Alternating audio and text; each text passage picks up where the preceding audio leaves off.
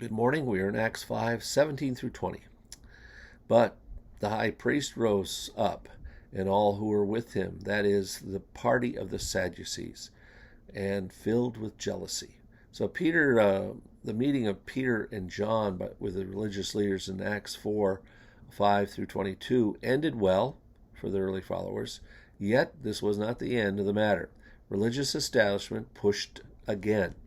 The apostles, like Jesus, whom they represented, were persecuted because of their good works, popularity, and they were a threat to these religious leaders and the status quo. Sadly, the religious establishment of that day, people were worse off, not better, because of them. They arrested the apostles and put them in a public prison. Seemingly, this included all the apostles.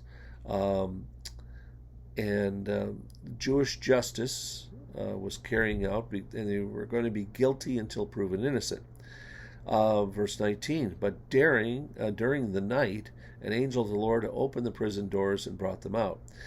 This was easy for God to arrange. Angels are ministering spirits sent forth to minister to those who will inherit salvation. God sends forth angels to minister to the apostles. He sends forth ministers to work with us. What do they look like? They look a lot like us. So the locked doors are nothing for God or those he uses. Possibly they only understood this was an angel in retrospect. Angels often appear to be human, and they're not easy to recognize. We see angels all throughout the scriptures. There is some divine humor here because the Sadducees didn't believe in angels.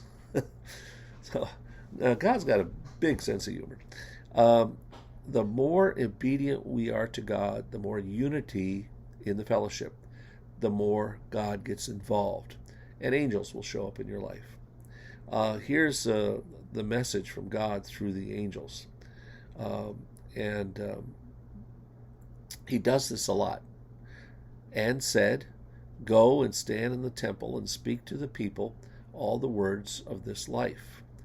Their rescue from prison was wonderful, but it was for a purpose, so they could continue the work. God didn't set them free primarily for their own safety or comfort, or for them to be able to make the newspaper or have this thrilling thing that everybody thought was wonderful. Get back to work. Ultimate deliverance from prison means that they could enter into his presence. When they heard this, they entered the temple at daybreak and began to teach. Remarkable obedience, remarkable boldness, and they are not sure if God wanted them to continue public teaching. The word from the angel was, get back to work. And that's Acts 5:20. God bless.